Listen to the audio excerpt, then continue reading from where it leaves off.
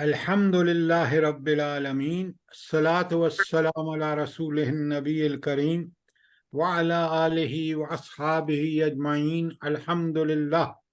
अल्हम्दुलिल्लाहिल्लज़ी हदाना लिहाज़ा व मा कुन्ना लिनहतदिया लौला अन हदानल्लाह। रब्बि इश्रह ली सदरी व यस्सिर ली अमरी वहलुल उक़्दतम मिन लिसानी यफ़क़हू क़ौली। आमीन या रब्बुल आलमीन। सबसे पहले आपका एक शॉर्ट वर्बल क्विज। हमने कल जो सूरह फातिहा पढ़ी है और हमने उसकी पहली आयत है बिस्मिल्लाहिर्रहमानिर्रहीम। आप में से मुझे कौन बताएगा कि रहमान के क्या मानी है और रहीम के क्या मानी है? जल्दी बताएं।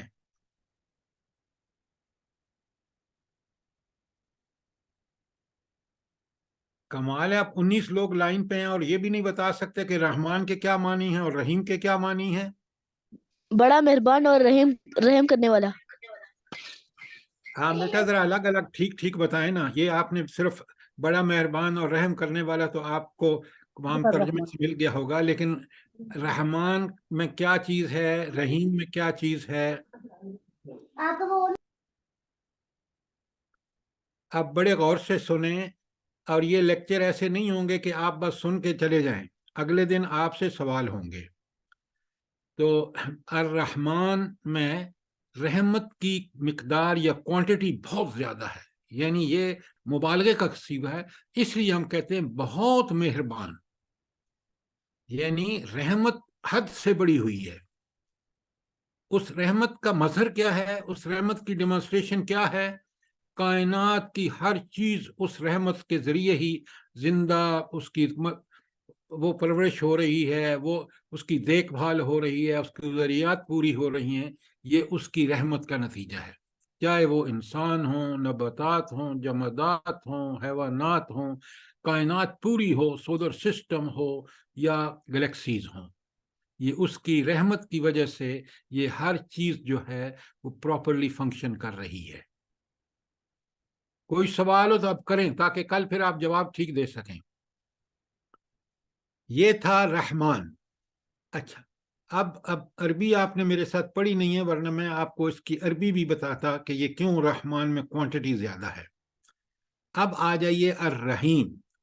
अर्रहीम भी मुबालगे का सीगा है, लेकिन रहमान और रहीम में फर्क क्या है भला?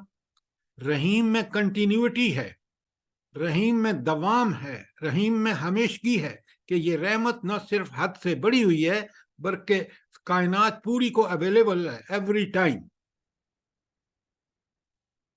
शाबाश, कोई सवाल? अच्छा, अगर ये आपने समझ लिया है तो फिर हम बिस्मिल्लाह। जी, आपने थोड़ी सी अच्छे से खास बता दे, कोई थोड़ा थोड़ा अगर देर में आता जाएगा तो हम समझ जाएंगे। क्या मतलब है आपका? मैं जो सवाल फिर करें। आपने कहा ना कि आपने अरबी नहीं पढ़ी। जी, अगर आप थोड़ी थोड़ी बात बताते जाएंगे ना तो हमें कतरा कतरा से कुछ मिल ही जाएगा। अच्छा, नहीं वो इस तरह बेटा नहीं हो सकता, वो फिर अरबी लैंग्वेज पूरी प्रॉपरली पढ़नी पड़ेगी। और मैं, अगर आप कहेंगे तो आप ग्रुप बनाएंगे तो मैं पढ़ा दूंगा, कोई मसला नहीं है। ठीक, इंशाल्लाह। अच्छा, इंशाअल्लाह। रहमान और रहीम बिल्कुल समझ लिया आपने। हाँ, इसी रहमत का नतीजा है कि हम लोग अल्लाह ताला के सारे एहसानात और उसकी रहमत का नतीजा है। इसलिए जब आप बिस्मिल्लाहिर्रहमानिर्रहीम पढ़ के कोई काम शुरू करते हैं तो आप अल्लाह की रहमतों के साथ उसको सवाल करते हैं कि रब्बुल आलमीन मेरे इस काम की तकमील में आपकी रहमत शामिल हाल रहे। वजह कि कोई काम जब तक उसका हुक्म नहीं होता वो पूरी तरह तकमील को नहीं पहुंचता।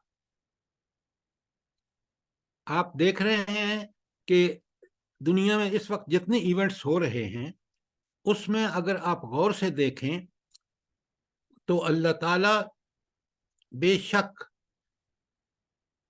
फलस्तीन वालों पर भी रहम कर रहा है, بلا کس طرح اللہ تعالیٰ ان فلسطینیوں پر رحم کر رہا ہے جو مجاہدین لڑ رہے ہیں، جو مر رہے ہیں، جن پر بمباری ہو رہی ہے، اللہ کس طرح ان پر رحم کر رہا ہے؟ جلدی بتائیں۔ اللہ تعالیٰ ان کو شہادتیں عطا فرما رہا ہے۔ کاش آپ سمجھیں کہ جب انسان اللہ کے لیے مرتا ہے تو وہ سیدھا جنت میں جاتا ہے۔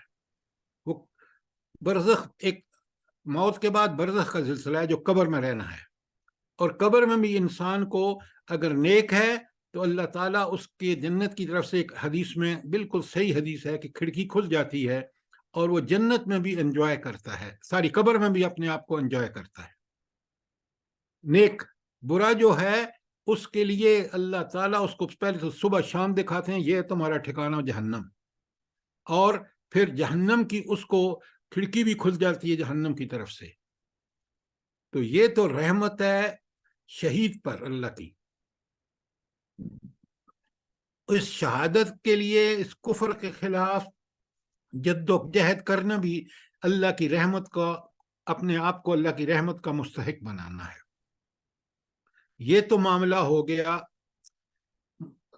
اس وقت فلسطین میں کہ ان پر اللہ کا رحمت یہ ہے کہ اچھا، دوسری بات، جن لوگوں نے یہ سارا عالم کفر، چاہے وہ امریکہ ہو، چاہے وہ یورپ ہو، فرانس ہو، جرمنی ہو، جو اس کے ساتھ کھڑے ہیں، اللہ تعالیٰ ان کو آزما رہا ہے اور ان کو مہلت دے کے، اگر دنیا میں نہیں سمجھیں گے تو آخرت میں سارے کے سارے بمائے اسرائیل کے اللہ کی لعنت کے مستحق ہوں گے، اللہ کے عذاب کے مستحق ہوں گے۔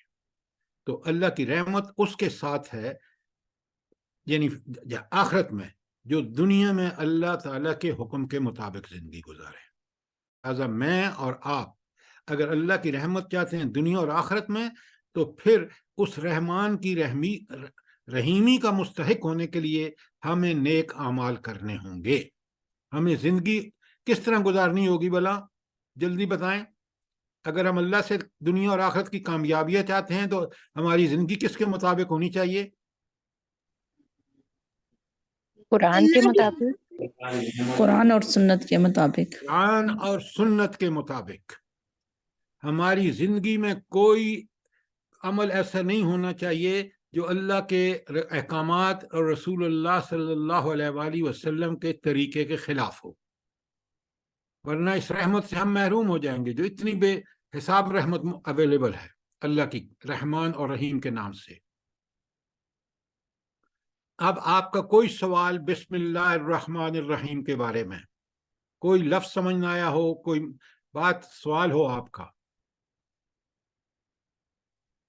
دوسری آیت ہے الحمدللہ۔ اب الحمد کا مطلب ہے، یہ الف لام جب لگ جاتا ہے نا تو یہ پراپر ناؤن بن جاتا ہے۔ انگریزی میں سمجھتے ہیں آپ پراپر ناؤن کس کو کہتے ہیں؟ ایک کامن ناؤن ہوتا ہے جو عام، حمد کا معنی ہے عام تعریف، الحمد ایک خاص تعریف ہے، اور وہ الحمد کس کے لیے؟ للہ، اللہ کے لیے۔ اب حمد کے دو معنی میں نے کل بتائے ہیں، بلکہ کیا معنی بتائے تھے آپ کو؟ تعریف اور شکر۔ تعریف کیوں کرنی چاہیے اور شکر کیوں کرنا؟ یہ سب اللہ تعالیٰ کے لیے کیوں ہے؟ اگر یہ ہمیں پتہ نہیں تو پھر ہم مسلمان کیسے ہیں؟ بڑی بنیادی بات ہے کہ الحمد تعریف کیوں، اللہ ساری تعریفیں اللہ کے لیے ہیں۔ دیکھیں، اس طرح نہ پڑھیں اور نہ میں آپ کو پڑھاؤں گا کہ آپ اگلے دن کورے کے کورے آ جائیں۔ الحمد میں نے کل آپ کو بتایا تھا کہ ایک معنی تعریف ہے۔ تعریف صرف اللہ کی کیوں ہے؟ ساری جس میں تعریف اس کی ہوتی ہے جس میں خوبیاں ہوں۔ اب آپ دیکھیں آپ کی کلاس میں جو ذہین بچہ ہے اس کی سب تعریف کرتے ہیں، ٹاپ کرتا ہے، اس لیے کہ وہ ذہین ہے، اس لیے ٹیچر بھی پسند کرتے ہیں، کالج کا پرنسپل بھی اس کو انعام دیتا ہے۔ تو لیکن انسانوں میں نقص بھی ہیں۔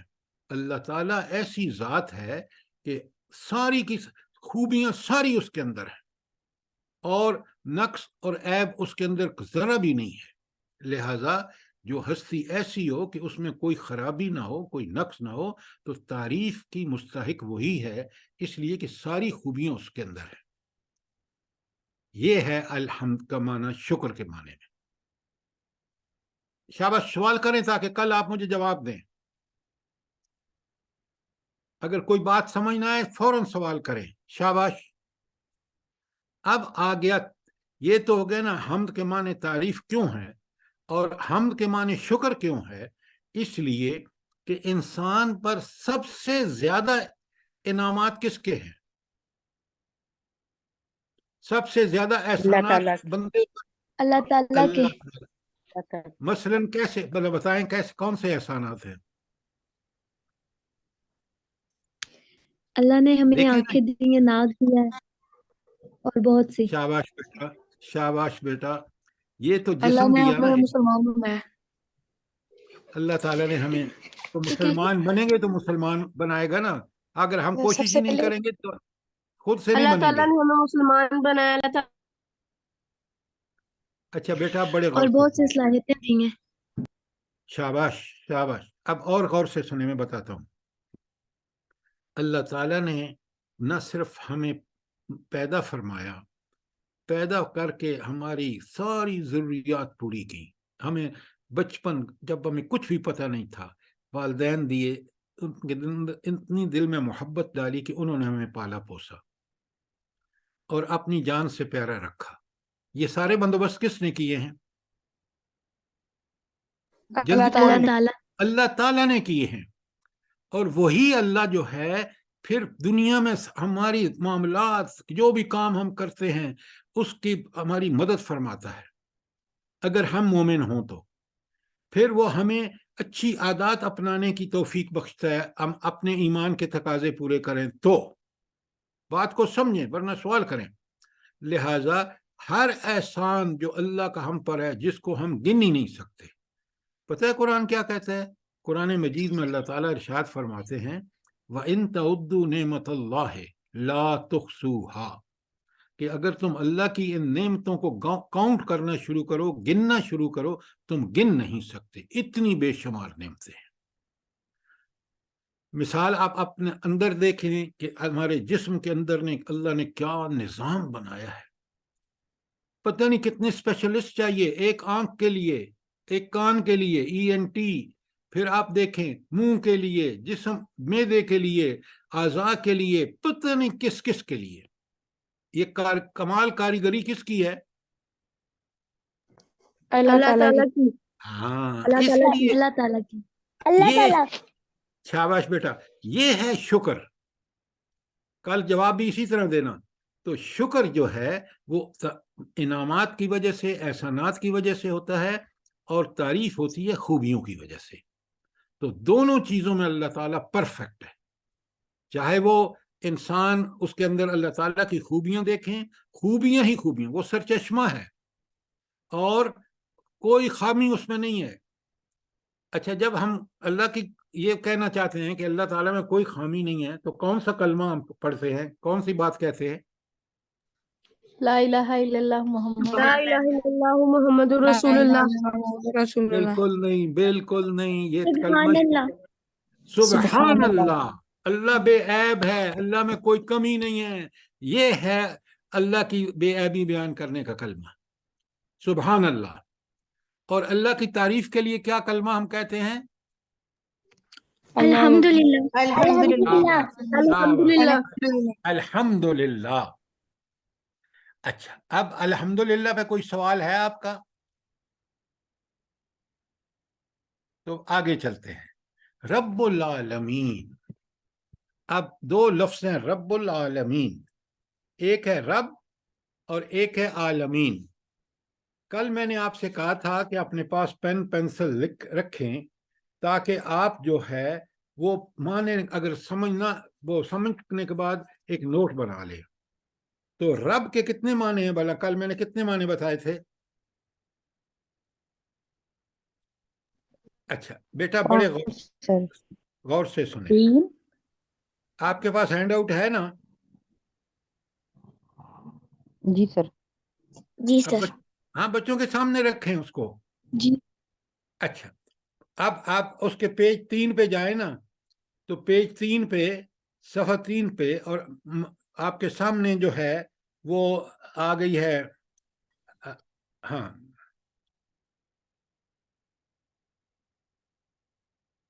رب کے معنی، یہ آپ کے سامنے ہونا چاہیے جو میرے اس پہ آ رہا ہے لیپ ٹاپ پہ۔ سب سے پہلا معنی اس کا ہے پرورش کرنے والا، ضروریات بہم پہنچانے والا۔ تو انسان کی پرورش کون کر رہا ہے؟ کون اس کو ضرورت سے اس کی پوری کر رہا ہے؟ کون کر رہا ہے؟ اللہ تعالیٰ۔ اللہ تعالیٰ۔ اب یہ معنی اس آیت کو ذرا غور سے دیکھیں، سمجھیں۔ قال، یہ سورہ یوسف کی آیت ہے۔ تو حضرت یوسف علیہ السلام فرماتے ہیں، قالا، انہوں نے، یوسف علیہ السلام نے کہا، معاذ اللہ، میں اللہ کی پناہ چاہتا ہوں، انہو ربی، وہ میرا پروردگار ہے، احسن مثوایا، اس نے مجھے بہت اچھا ٹھکانہ دیا، اس نے میری اچھی منزلت کی۔ تو رب وہ ہوتا ہے جو آپ کی پرورش کرتا ہے۔ احسن مثوایا کا معنی یہی ہے کہ اس نے مجھے اچھی طرح رکھا، مجھے اچھی طرح رہنے کی جگہ دی، میری ضروریات پوری کی۔ تو اس آیت سے ہم نے رب کا ایک معنی نکالا ہے کہ وہ پرورش کرنے والا اور ضرورت باہم پہنچانے والا ہے۔ کوئی سوال اس آیت پہ؟ دوسرا معنی کفیل، خبرگیری کرنے والا، دیکھ بھال کرنے والا، اصلاح کا ذمہ دار۔ اچھا، اصلاح کے ذمہ دار کی پہلے مجھے مثال دیں بلا، اصلاح کی ذمہ کیا اصلاح ہوتی ہے؟ اللہ تعالیٰ کیا اصلاح کرتا ہے؟ جلدی بتائیں۔ جب ہم بھوکے ہوتے ہیں تو کھانا دیتا ہے، اللہ نہیں دیتا؟ جلدی بتائیں۔ جی سر۔ اچھا، یہ بتائیں، جب ہم بیمار ہوتے ہیں تو اللہ سے دعائیں مانگتے ہیں تو اللہ ہمیں ٹھیک کرتا ہے نہیں کرتا؟ کرتے ہیں جی کرتے ہیں۔ اچھا، اب ذرا آیت شورا کی آیت غور سے دیکھیں۔ حضرت ابراہیم علیہ السلام، آپ کو پتہ ہے کون سے پیغمبر تھے حضرت ابراہیم علیہ السلام؟ آپ میں سے کون بتائے گا مجھے؟ بیٹا، یہ چیزیں اچھی طرح سمجھیں۔ اگر آج میں ابھی سے آپ سے پوچھوں نا کہ کرکٹ کا پلیئر کون سا ہے، آپ مجھے فوراً بتا دیں گے۔ اور جس شخص کو ابراہیم علیہ السلام کا پتہ نہیں، جو بچہ، آپ اس کو پڑھیں اور پیغمبروں کی کہانیاں پڑھیں، اور حضرت ابراہیم کو قرآن میں اللہ تعالیٰ فرماتے ہیں کہ ابراہیم علیہ السلام خلیل اللہ ہیں، اللہ کے دوست ہیں، اتنے عظیم انسان ہیں۔ اب آپ کو نہیں پتا، ذرا اپنے والدین سے پوچھئے، اور کل میں پھر آپ سے پوچھوں گا۔ اچھا، حضرت ابراہیم کی یہ بات ہے جو سورہ شعراء کی 37-80 میں ہے۔ وہ فرماتے ہیں، میں ترجمہ کر رہا ہوں، غور سے سنیں، سمجھیں، پھر سوال کریں۔ فَإِنَّهُمْ عَدُوٌّ لِّي، وہ کہتے ہیں یہ جو بت پرستی تم کر رہے ہو نا، ان کے باپ بھی بڑے بت پرست تھے، اس وقت قوم میں بڑی بت پرستی تھی، تو وہ کہتے ہیں فَإِنَّهُمْ عَدُوٌّ لِّي، یہ جو سارے بت ہیں نا، یہ میرے دشمن ہیں۔ کیوں دشمن ہیں؟ ابراہیم علیہ السلام اللہ تعالیٰ کو مانتے تھے، اللہ تعالیٰ کو کارساز اور سب کچھ سمجھتے، اور ان کی قوم بتوں کو سمجھتی تھی۔ تو گویا بت ان کے اس لیے قابل نفرت تھے، اس لیے ان کو دشمن کہتے تھے کہ وہ قوم جو تھی ان کو نعوذ باللہ خدا سمجھتی تھی۔ وہ کہتے ہیں فَإِنَّهُمْ عَدُوٌّ لِّي، یہ جو بت ہے نا، یہ تمہارے میرے دشمن ہیں۔ اللہ، ہاں، کون دشمن نہیں ہے؟ رب العالمین، جہانوں کا مالک۔ اب آگے رب کی ڈیفینیشن ہے، الذی خلقنی، جس نے، وہ رب کون ہے؟ جس نے مجھے پیدا کیا، فہو یہدین، وہ مجھے ہدایت بھی دیتا ہے، وہو والذی، اور وہ ہستی کیسی ہے؟ ہو یطعمنی، وہ مجھے کھانا کھلاتا ہے جب میں بھوکا ہوتا ہوں، وہ یسقین، اور مجھے پانی پلاتا ہے جب میں پیاسا ہوتا ہوں، وَإِذَا مَرِضْتُ، اور جب میں بیمار ہوتا ہوں، فَهُوَ یشفین، تو وہ مجھے شفا دیتا ہے۔ اب آپ نے دیکھا یہ ساری خبر گیری ہے، دیکھ بھال ہے، اصلاح کہ بھوکا ہوتا ہے اس کو کھانا اللہ تعالیٰ دیتے ہیں، جب ابراہیم علیہ السلام پیاسے ہوتے ہیں پانی دیتے ہیں، جب بیمار ہوتے ہیں تو اللہ تعالیٰ ان کو شفا دیتا ہے۔ تو یہ ہیں دوسرے معنی کہ کفیل، خبر گیری کرنے والا، اصلاح حوال کرنے والی۔ کوئی سوال؟ شاباش۔ اچھا، تیسرا معنی دو معنی ہم پڑھ چکے ہیں، ایک پروردگار اور ضرورتیں پوری کرنے والا، دوسرا خبرگیری کرنے والا، اور پھر اصلاح احوال کرنے والا۔ تیسری اللہ تعالیٰ کے دیکھیں قرآن کس طرح کھول کھول کے بیان کرتا ہے۔ کل یجمع بیننا، کہو ہم کو جمع کرے گا۔ کون جمع کرے گا؟ ربنا، ہمارا پروردگار۔ گویا جو جمع کرتا ہے وہ کون ہوتا ہے؟ ربنا، وہ ہمارا پروردگار ہے، رب جمع کرنے والا ہے۔ تو مرکزی حیثیت کا مالک، یعنی جو سب کو جمع کرے گا۔ اچھا، یہ کب جمع کرے گا اللہ تعالیٰ سب کو؟ آخرت میں، قیامت والے دن، آخرت والے دن، قیامت کے روز سب کو ایک سور پھونکا جائے گا، سارے انسان قبروں سے جہاں کہیں بھی ہوں گے، چاہے مرم کے ذرا ذرا ہو گئیں گے، اللہ تعالیٰ ان کو دوبارہ پیدا کر دے گا۔ اور پیدا کر کے کہاں جمع کرے گا؟ میدان حشر میں۔ کیوں جمع کرے گا؟ حساب لے گا جو تم نے زندگی میں اور میں نے سب اعمال کیے ہیں، اور اگر ہم نے قرآن و سنت کے مطابق عمل کیا ہے پوری زندگی میں، جنت اللہ تعالیٰ ہمیں دے دے گا۔ اور اگر ہم نے اس کی مخالفت کی، دنیا میں ڈگریاں لینے میں لگے رہے، انگلش میڈیم میں پڑھتے رہے، قرآن سے بے خبر رہے، قرآن پر پڑھا نہ اس پہ عمل کیا، تو پھر ہمارا ٹھکانہ جہنم ہوگا۔ یہ ہے کہ کل یجمع بیننا، اے نبی صلی اللہ علیہ وسلم ان کو بتاؤ کہ اللہ ہم سب کو جمع کرے گا۔ ربنا، وہ ہے ہمارا پروردگار جو ہمیں جمع کرے گا قیامت کے دن حساب کے لیے۔ ثم، پھر کیا کرے گا جمع کر کے؟ یفتح بیننا بالحق، پھر ٹھیک ٹھیک ہمارے درمیان فیصلہ فرما دے گا۔ کیا مطلب؟ کہ جو جنت کے مستحق ہوں گے وہ جنت میں بھیج دے گا، جو جہنم کے مستحق ہیں یہ حق کے ساتھ فیصلہ۔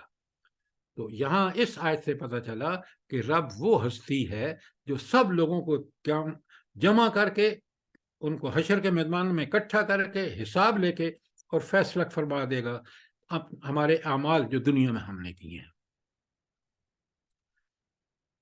اچھا، اس آیت سے جو میں نے آپ کے سامنے بتائی ہے، اس سے میں اور آپ کیا سمجھیں بھلا؟ بتائیں جلدی۔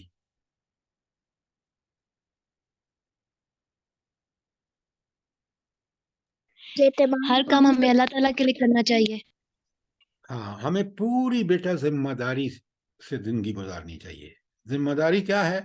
کہ ہم اگر کامیاب ہونا چاہتے ہیں تو دنیا میں قرآن اور سنت کے مطابق عمل کریں، ورنہ اگر یہ چھوڑ دیں گے تو اللہ ہم سے رحمتیں، وہ اتنا رحیم کریم ہے، وہ قیامت کے دن پھر اس کی رحمت کا تقاضا ہوگا کہ ہمارے برے اعمال کی وجہ سے ہمیں جہنم میں پھینکا جائے۔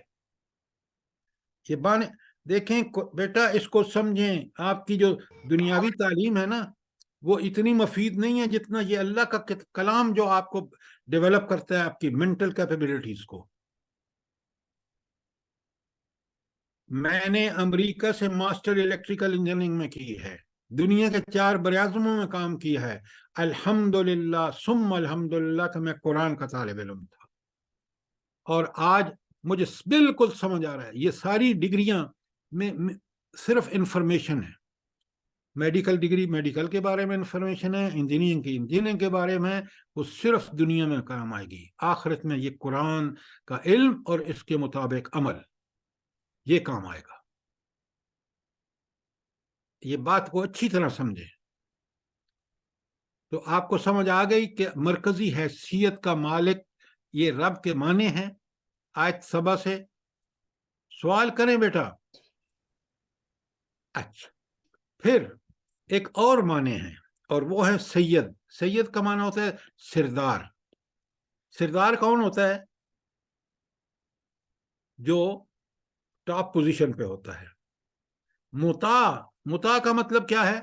اپنی جو اردو کو ٹھیک کریں. جس کی اطاعت کی جائے. ویری گڈ بیٹا، جس ویری گڈ بیٹا. مطاع وہ ہستی جس کی اطاعت کی جائے. سردار ذی اقتدار، یہ سردار ذی اقتدار کیا ہوتا ہے؟ ایسا سردار جس کے سب پاس اقتدار کرتا ہو. ایسی نہیں بیٹا سنیں، ایسا وہ سردار یا ایسا بڑا آدمی جس کے پاس طاقت ہو. جس کے پاس طاقت. اچھا، اب میں آپ کو سوال کر رہا ہوں، پاکستان میں یہ جو وزیر اعظم کاکڑ ہے، یہ ذی اقتدار ہے؟ جلدی بتائیں بیٹا، اس کے پاس کوئی اتھارٹی ہے یا نہیں ہے؟ ہے، یہ پرائم منسٹر ہے. کوئی اتھارٹی نہیں ہے، یہ سب اس کو ڈکٹیٹ کرتے ہیں اوپر سے. ایک ذی اقتدار ہوتا ہے تو اس کو حق حاصل ہوتا، اپنے فیصلے کرنے کی اتھارٹی ہوتی، وہ نہیں ہے اس کے پاس. سردار کون سا؟ جس کے پاس اتھارٹی ہو. رب العالمین وہ واحد ہستی ہے جس کے پاس مکمل اتھارٹی ہے، وہ ساورن ہے، سب سے بڑا. کائنات میں فیصلے اسی کے حکم سے ہوتے ہیں. تو سید یا مطاع یا سردار ذی اقتدار، یہ بڑی اہم بات ہے. اچھا، اب سردار ذی اقتدار کا معنی سمجھ آ گیا آپ کو؟ سوال آپ بالکل نہیں کر رہے، اور جو کلاس وہ اسٹوڈنٹ انٹیلیجنٹ ہوتے ہیں نا، وہ سوال کرتے ہیں، ٹیچر کو بھی مزہ آتا ہے پڑھانے کا. اچھا، اب اس کے معنی آپ سورہ توبہ کی 31 سے سمجھتے ہیں. اگر آپ یہاں توجہ دیں گے نا تو آپ کو قرآن سمجھنے کا بھی فن آ جائے گا. اتخذوا احبارهم ورهبانهم اربابا من دون اللہ.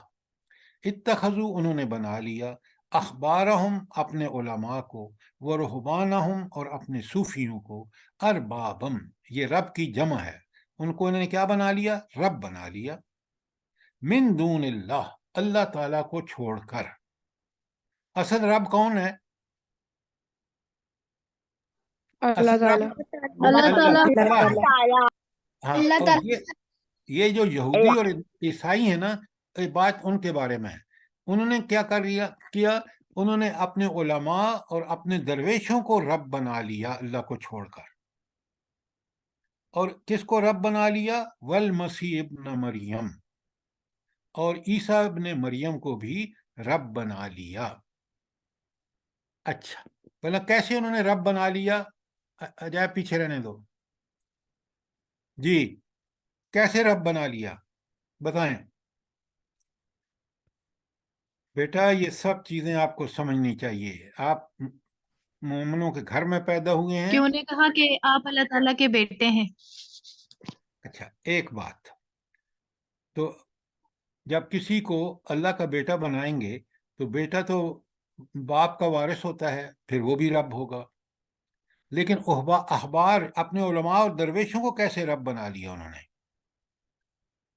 اب میں آپ کو بتاتا ہوں، بڑے غور سے سنیے. یہ جب آیت اتری نا تو ایک عیسائی تھے، وہ مسلمان ہو گئے، حاتم. تو نبی کریم صلی اللہ علیہ وآلہ وسلم سے انہوں نے کہا، یا رسول اللہ، میں جب عیسائی تھا تو ہم اپنے علماء اور درویشوں کو رب تو نہیں بناتے تھے. تو حضور نبی کریم صلی اللہ علیہ وآلہ وسلم نے فرمایا، کیا تم ان کا حلال کو حلال اور حرام کو حرام نہیں مانتے تھے؟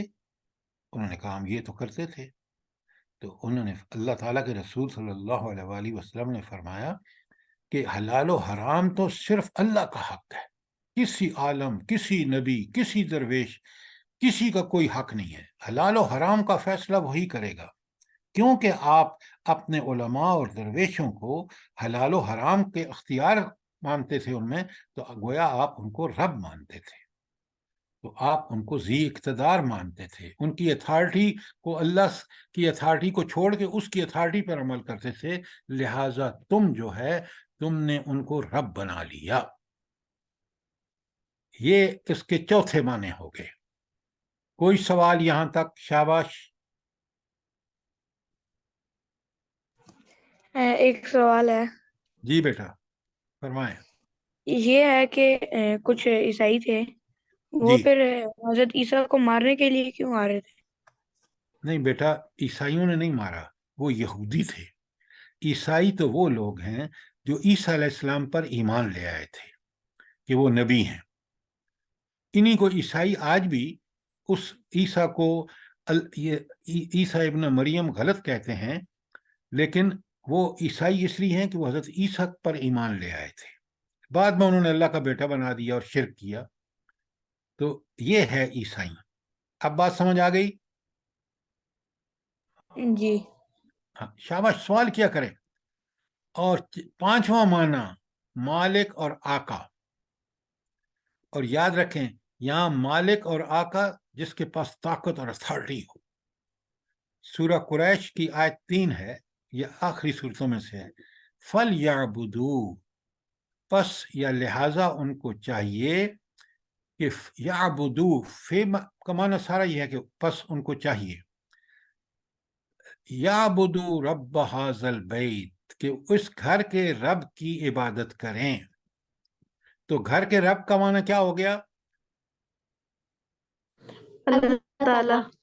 گھر کا مالک. رب کے معنی پہلے گھر کا مالک ہوتا ہے نا، گھر کو کوئی پالتا پوچھتا تو نہیں ہے. تو گھر کا مالک. تو یہاں اس آیت سے معنی نکلے ہیں کہ اللہ تعالیٰ جو ساری رب ہے، رب کا ایک معنی آیت صاف بتا رہی ہے، رب ھذا البیت، اس گھر کا رب یعنی اس گھر کا مالک، آقا. اب سمجھ آ گئی آپ کو؟ جی. اچھا، اب ابھی تک ہم نے الحمدو کے معنی پڑھے ہیں کہ تعریف اور شکر، وہ ساری اللہ کے لیے ہیں. الحمدللہ رب العالمین. اب تک ہم نے رب کے 5 معنی پڑھے ہیں. کوئی سوال رب کے ان 5 معنوں کے بارے میں؟ شاباش. گھر کا رب مطلب خانہ کعبہ کا رب. ہاں بالکل، البیت کا مطلب یہ ہے کہ خانہ کعبہ کا رب. حاضل البیت ہے نا، البیت خاص ہے، پرٹیکولر ناؤن ہے. تو البیت کا مطلب اللہ کا گھر یعنی کعبۃ اللہ. ویری گڈ، شاباش. قرآن پڑھیں گے، اس پہ غور و فکر کریں گے، آپ کی عقل، آپ کی سوچ، چیزوں کو سمجھنے کی اہلیت جس کو بصیرت کہتے ہیں، اللہ تعالیٰ اس میں اضافہ فرما دے گا. آپ یقین مانیں مجھے اپنی ایم ایس کی ڈگری سے اتنا فائدہ نہ ہوا جو میں نے امریکہ میں لی ہے، جتنا قرآن مجید سے مجھے فائدہ ہوا ہے. اور ایک حدیث سناتا ہوں، بڑے غور سے سنیں. حضور نبی کریم صلی اللہ علیہ وآلہ وسلم فرماتے ہیں کہ فضل کلام اللہ علی سائر الکلام، اللہ تعالیٰ کے اس کلام قرآن کی مجید کی فضیلت ساری کتابوں پر، دنیا کی ساری کتابوں پر کیسی ہے؟ کا فضل اللہ علی خلقہ، جیسی اللہ تعالیٰ کو فضیلت حاصل ہے اپنی مخلوق پر. ہے کوئی مقابلہ اللہ اور مخلوق کا؟ ہے کوئی مقابلہ؟ جو طاقت، جو علم، جو قدرت، جو حکمت، جو جلالت اللہ تعالیٰ کے پاس ہے، کسی انسان کے پاس نہیں، انبیاء کے پاس بھی نہیں. تو آج میں اس کا خلاصہ بیان کروں جو حدیث میں نے آپ کے سامنے بیان کی ہے کہ اللہ تعالیٰ کی اس کتاب قرآن مجید کو فضیلت دنیا کی ساری کتابوں پر ایسی ہے جیسی خود اللہ تعالیٰ کو اپنی مخلوق پر فضیلت ہے. اور میں آپ کو بتا رہا ہوں کہ یہ چیز میں نے اپنی پوری تعلیم، میں نے انجینئرنگ کالجز میں پڑھایا ہے، میں نے امریکہ میں پڑھایا ہے، میں نے شلم برجے میں ملازمت کی ہے، وہاں دنیا کی ہر نیشنلٹی کو پڑھایا ہے. تو قرآن جو ہماری بصیرت، ویژن کو تیز کرتا ہے، دنیا کی کوئی کتاب نہیں کرتی. یہ جو آپ کو باتیں میں سنا رہا ہوں یہ میرے تجربے کا نچوڑ ہے. تو رب کے 5 معنی آپ کو سمجھ آ گئے. میں آج پھر ریپیٹ کر رہا ہوں اس لیے کہ میں آگے نہیں چلوں گا جب تک آپ مجھے جواب نہیں دیں گے. میں ایسا استاد نہیں ہوں کہ جو اسٹوڈنٹ سمجھے نہ سمجھے آگے چلے جا رہا ہے. اس سے حماقت بڑی کیا ہو سکتی ہے؟ اسٹوڈنٹ جب تک سمجھ کے آپ کے ساتھ نہ چلے آپ کو پڑھانا نہیں چاہیے. تو اب الحمد کے معنی میں نے آپ کو کھول کے بتا دیے، شکر اور تعریف. اور پھر میں نے آپ کو رب کے 5 معنی بتائے، رب العالمین. اب العالمین الف لام پھر لگا ہوا ہے، یہ پھر پرٹیکولر ناؤن ہے، معرفہ ہے. تو اب دیکھیں عالمین جمع ہے،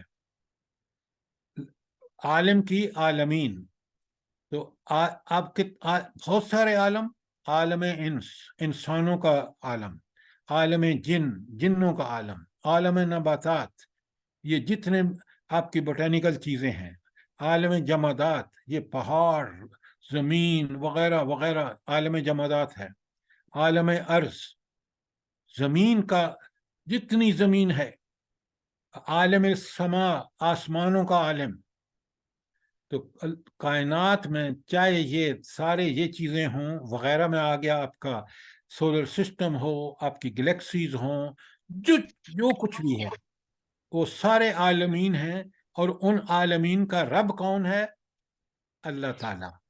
اور وہ رب 5 معنوں میں کہ ان کو پیدا بھی اس نے کیا، ان کی پرورش بھی کر رہا ہے، ان کی دیکھ بھال بھی کر رہا ہے. اور جو باقی 3 معنی ہیں، باقی 3 معنی کیا ہیں جلدی بتائیں؟ سب کو قیامت کے دن زندہ بھی کرے گا. اور چوتھا معنی صاحب اقتدار وہی ہے، وہ ایسا سردار ہے اللہ تعالیٰ کہ پورا اختیار، علی کل شیء قدیر لفظ قرآن میں. اور 5واں معنی ہے اس کا کہ وہ مالک ہے اپنے اس گھر کا. لہذا اب آپ نے دیکھا کہ ہاں یہ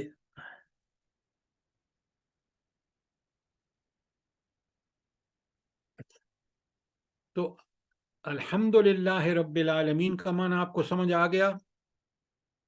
کوئی سوال؟ جلدی کریں. جی جی سمجھ آ گیا؟ جی جی آگے سمجھ. جی جی اچھا، کل میں نے آپ کو بتایا تھا کہ شکر کے 3 حصے ہیں یا 3 جز ہیں. کیا ہے؟ پہلا کیا ہے بلا؟ دل سے زبان. نہیں اب بڑے غور سے سنیں. دیکھیں میں جب بات کرتا میں آپ کے لیول پہ آپ کو سمجھا رہا ہوں، غور سے سنیں. شکر 3 معنوں میں ہے. پہلا معنی ہے دل کا شکر، کہ دل میں اس بات کا بھرپور احساس ہو کہ یہ ساری نعمتیں اللہ کی ہیں، یہ والدین، یہ میری جسم، میری ہر چیز جو مجھے مل رہی ہے، اس کا جو ہے شکر میں دل سے اعتراف کروں کہ یہ سب اللہ کا کرم ہے. اب جو بات دل میں ہوتی ہے وہ زبان پر آتی ہے نہیں آتی؟ آتی ہے. اچھا جی مثال دیں کہ دل میں جب بات ہوتی ہے تو زبان پہ آتی ہے. مثال دیں. کل میں نے دی آپ کو. الحمدللہ. نہیں بیٹا، وہ شکر کا کلمہ ہے. میں نے آپ سے سوال کیا ہے کہ دل میں جو چیز ہوتی ہے اس کا اظہار ہمیشہ زبان کرتی ہے. مثال دیں آپ. جیسے بھوک لگی ہو تو ہم کہتے ہیں کہ ہمیں کھانا چاہیے. نہیں بیٹا نہیں، وہ شکر نہیں ہے. جب آپ کا کوئی بہت بڑا نقصان ہو جاتا ہے، فرض کیجئے کوئی عزیز رشتہ دار فوت ہو جاتا ہے، تو پھر آپ کے دل میں جب اس کا غم ہوتا ہے اس کی وجہ سے آپ کے زبان سے آہیں نکلتی ہیں. یہ ہے مثال. اچھا، ایک تو یہ ہو گئی نا. اور جب آپ بہت خوش ہوتے ہیں دل میں تو آپ کی زبان پر عام طور پہ لوگ گانا گانا شروع کر دیتے ہیں. کیوں؟ وہ اظہار ہوتا ہے دل کی خوشی کا. لہذا پہلا زبان دل کا شکر ہے کہ دل ان جذبات سے لبریز ہو کہ میرے رب کے میرے اوپر کتنے احسان ہیں. یہ دل کا شکر ہے. جب یہ دل اتنا شکر سے کہ جذبات سے بھر جائے گا نا، پھر میں کہوں گا الحمدللہ، سارا شکر ساری تعریفیں اس اللہ کے لیے جس نے یہ سب کچھ مجھے دیا. یہ دوسرا، جب پہلا دل کا تھا दूसरा जबान का मैंने आपको समझा दिया, तीसरा अमल का शुक्र है। जो नेमत मुझे अल्लाह ने दी है कि मुझे बहुत सारा माल दे दिया, मेरी तनख्वाह डॉलरों में मुझे मिल रही है, तो उसका मेरा फर्ज बनता है कि उसको अमलन ऐसा इस्तेमाल करूं, उस दौलत को जो अल्लाह के अहकाम के मुताबिक हो। न फजूल खर्ची करूं, मैं गरीबों का हक अदा करूं, उस माल को अल्लाह के रास्ते में खर्च करूं, उस माल को अल्लाह के कलमे को बुलंद करने के लिए जहां हो खर्च करूं। आज अगर मेरे पास पैसा है तो मैं हर हाल में मदद करूं फलस्तीन के लोगों को। अब आपको शुक्र के 3 माने अच्छी तरह समझ आ गए? कल आपने जवाब देना है। जी अच्छा, जी इंशाल्लाह इंशाल्लाह। जज़ाकल्लाह बेटा। और अल्लाह फरमाते हैं लाइन शकर तुम, अगर तुम शुक्र करोगे ना, लअज़ीदन्नकुम, मैं तुम्हें और ज्यादा दूंगा। ये 3 किस्म का शुक्र करोगे, उन नेमतों की बारिश कर दूंगा। अच्छा, मैंने अब आपको बताया है ये हमारे मुल्क में जो महंगाई है, ये जो प्याजों का 800 की धड़ी है और टमाटर बाल दफा 1000 की धड़ी होती है, तो ये क्यों, क्या वजह है कि हालांकि हमारा जितना मुल्क एग्रीकल्चर है, मैंने दुनिया भर में घूमा हूं, इस बेहतरीन एग्रीकल्चरल कंट्री है, तो ये सब चीजें क्यों महंगी होती हैं? इस मुल्क के हवाल से क्यों महंगी हैं? हाल से इन्फ्लेशन ज्यादा। बेटा हम लोग ना नाशुक्रे हैं। ना शुक्री है, ना शुक्री है। जब अल्लाह ताला उसी आयत में जो पीछे मैंने आपको दिखाई है कि हाँ, लाइन शकर तुम लअज़ीदन्नकुम, अगर तुम शुक्र करोगे, वो 3 शुक्र, उसका दिल का, जबान का और अमल का, तो अल्लाह कह रहे हैं लअज़ीदन्नकुम। अब अरबी आप जानते नहीं हैं, ये नून शद जो है और उससे पहले लाम जो है, इसका मतलब मैं तुम्हें जरूर बस जरूर ज्यादा दूंगा। ये कौन वादा कर रहा है कि अगर शुक्र करोगे तो मैं तुम्हें और ज्यादा दूंगा? ये कौन कह रहा है?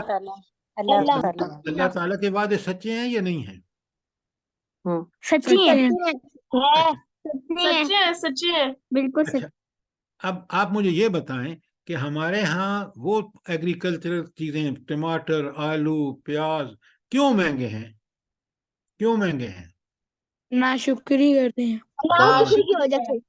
हम शुक्र नहीं कर रहे। आगे आयत, इसी आयत में अल्लाह ताला फरमाते हैं लइन कफरतुम, अगर तुम नाशुक्री करोगे, इन्ना अजाबी लशदीद, तो मेरा अजाब बड़ा सख्त है। तो ये अल्लाह का अजाब है कि ये चीजें इस मुल्क में महंगी हैं। ये बात समझें, कुरान खोल खोल के बताता है। हम समझें तो सही, हम अपने अमल को ठीक करें, यहाँ वही बरकतें आ जाएंगी।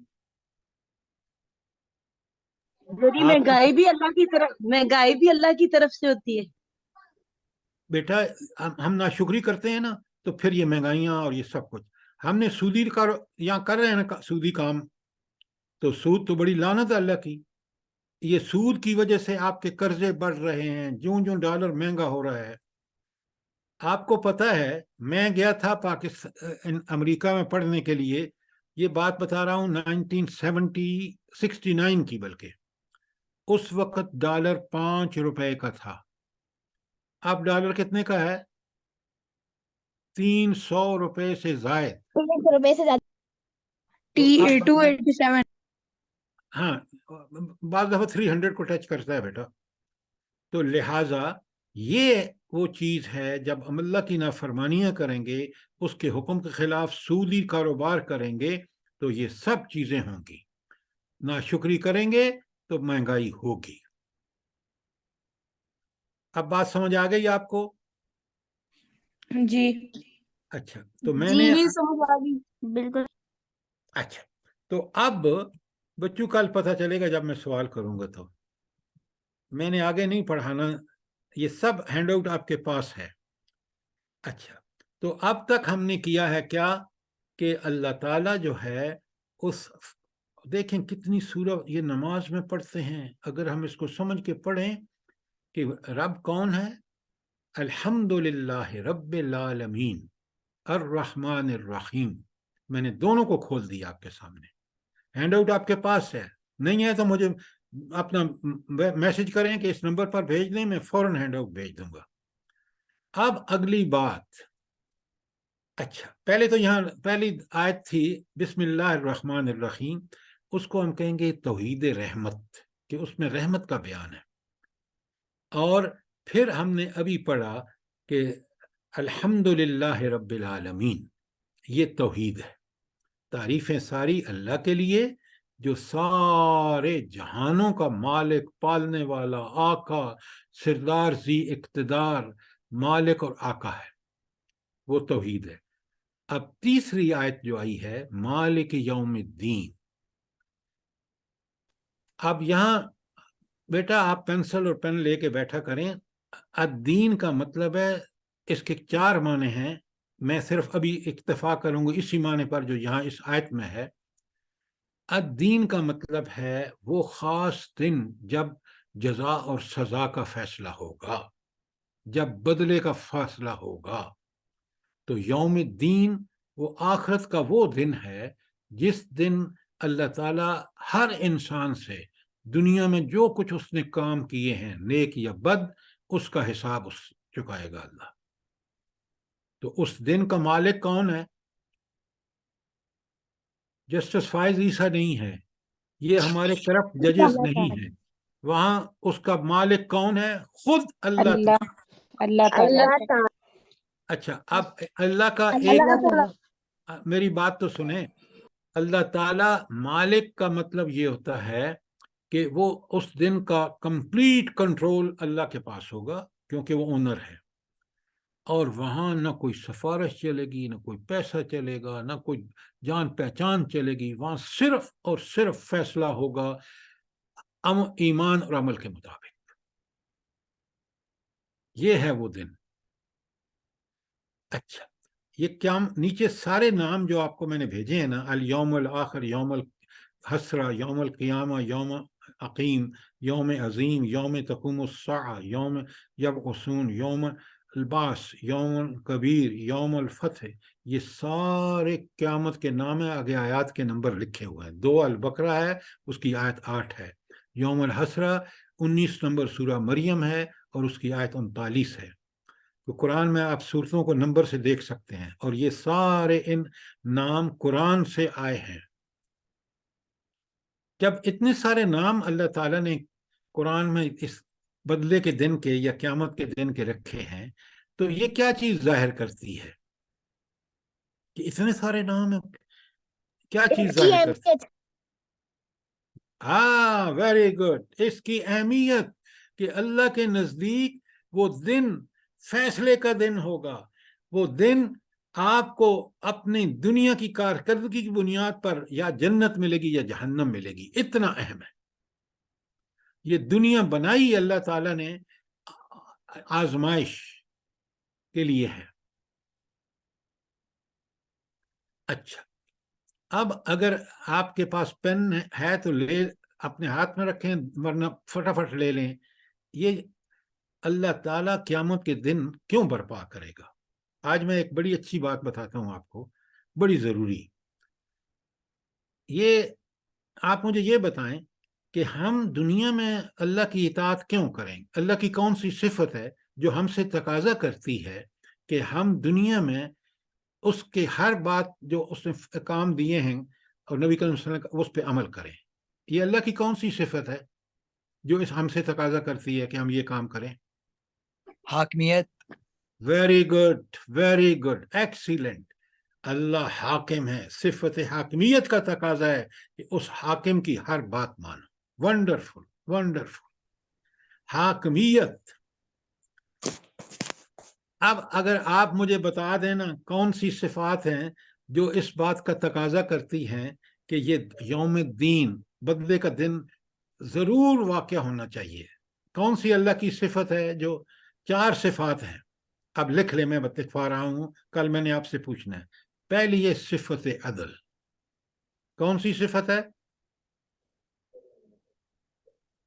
सिफत सिफत अदल। अदल। اچھا، صفت عدل اس لیے کہ دنیا میں آئے ہم امتحان کے لیے ہیں، اور پاس فیل کس نے کرنا ہے؟ اللہ تعالیٰ نے کرنا ہے، لہذا عدل کا تقاضا ہے، اور وہ اللہ کی صفت ہے کامل کہ ہمیں انعام دے نیکیوں پر اور برائیوں پر سزا دے۔ یہ خود ہمارا دل بھی گواہی دیتا ہے، کیونکہ جب آپ کسی ظالم کو دیکھتے ہیں تو آپ کہتے ہیں کاش کوئی بندہ ہو جو اس کے ظلم کی وجہ سے پٹائی کرے۔ تو یہ عقل کا بھی تقاضا ہے، اور سب سے بڑا تقاضا اللہ تعالیٰ کی صفت علم کا ہے، تو ساری صفت عدل۔ دوسری کون سی صفت ہے اللہ تعالیٰ کی جو اس بات کا تقاضا کرتی ہے کہ یہ ہونا چاہیے یوم حساب؟ عدل تو تقاضا اس لیے کرتا ہے کہ بھائی ٹھیک ٹھیک ریوارڈ اور پنشمنٹ ہونی چاہیے پرفارمنس کے ساتھ۔ جی، دوسری صفت کیا ہے؟ انصاف۔ وہ تو عدل آ گیا نا بیٹا۔ دوسری صفت ہے صفت حکمت۔ لکھیں حکمت۔ اللہ تعالیٰ حکیم ہے نا، کہ آل وائز۔ حکمت الحکیم کا مطلب کیا ہے؟ کہ اللہ تعالیٰ آل وائز ہے۔ تو وزڈم جو ہے وہ تقاضا کرتی ہے اللہ تعالیٰ، کیونکہ وزڈم کی انتہا ہے، خود وزڈم تقاضا کرتی ہے کہ عدل ہونا چاہیے۔ روز جزا ہوگا تو یہ حکمت کا تقاضا ہے، عدل کا بھی تقاضا ہے نمبر ایک، دوسرا حکمت کا تقاضا ہے۔ نمبر تیسری صفت کون سی ہے جو اللہ تعالیٰ کی جو لازم کرتی ہے کہ یوم الدین ہونا چاہیے؟ جس طرح پہلی دو ہے نا، عدل اور حکمت۔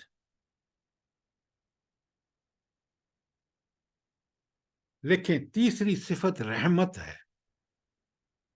دیکھیں نا، وہ لوگ کیوں اس کی رحمت سے محروم رہیں جنہوں نے دنیا میں اس کے لیے، اللہ تعالیٰ کے لیے اپنی زندگی کو بالکل محدود رکھا اللہ کے احکام پر، نبی کریم صلی اللہ علیہ وسلم کی سنت پر۔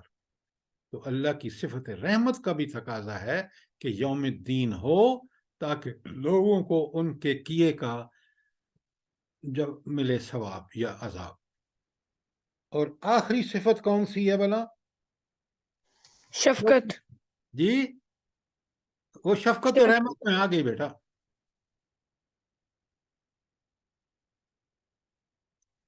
چوتھی صفت لکھیں حاکمیت۔ چوتھی صفت حاکمیت ہے۔ تو حاکم ہے نا، تو حاکم کا کیا کام ہوتا ہے بلا؟ سب سے ضروری کام کیا ہے؟ حاکم کیا کرے؟ برے کو سزا دے اور نیک کرنے والے کو انعام دے۔ تو چار صفات ہو گئیں۔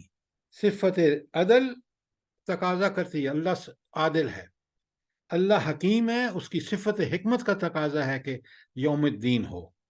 اللہ تعالی رحمان اور رحیم ہے، اور صفت رحمت کا تقاضا ہے کہ نیکوں کو اس کی رحمت کا فیض پہنچے، اور اس کی رحمت کا تقاضا ہے کہ بروں کو سزا ملے۔ اور آخری بات، وہ حاکم ہے، تو حاکم کا فرض ہے کہ وہ ایک دن سب پیش کر کے اور سب لوگوں سے حساب لے۔ تو یہ چار اللہ تعالیٰ کی صفات ہیں جو اس بات کا تقاضا کرتی ہیں کہ آخرت ضرور ہونی چاہیے، مالک یوم الدین، اور اس دن کا جس دن اللہ تعالیٰ یہ سزا اور جزا دیں گے، اس کا مالک تنہا اللہ تعالیٰ ہے۔ اس دن جرنیل، جج ہائی کورٹ اور سپریم کورٹ کے، میں اور آپ سب ایک صف میں کھڑے ہوں گے، اور ہم جب تک اپنا حساب نہیں دیں گے کہ دنیا میں ہم نے کیا انصاف کیا، کیا اللہ کے احکامات کو مانا، اس طرح مانا جس طرح رسول اللہ صلی اللہ علیہ وسلم نے مانا ہے، پھر ہم کامیاب ہوں گے۔ ورنہ جتنا کوئی بڑا آدمی ہے اتنی بڑی اس کا حساب دینا مشکل ہوگا۔ جج کو بتانا ہوگا کہ دنیا میں جج کی کرسی پہ بیٹھ کے اس نے انصاف کیا یا نہیں کیا۔ اگر یہاں ذرا برابر ظلم کیا ہے، غلط فیصلے دیے ہیں، تو قیامت کے دن جہنم میں پھینکا جائے گا۔ سر، جی سر یہ پھر صفت عدل اور حکمیت ایک نہیں ہو گیا کہ عدل بھی انصاف اور حکمیت بھی انصاف کرنا بیٹا کہ مطلب فرض دیکھیں نہیں نہیں نہیں نہیں، دونوں ایک کیسے ہیں؟ دیکھیں عدل کیا ہے کہ ہر انصاف عدل انصاف، ٹھیک ہے. جی حاکمیت اس اللہ حاکم ہے، حاکم کی صفت ہونی چاہیے کہ وہ لوگوں کو انصاف پرووائڈ کرے.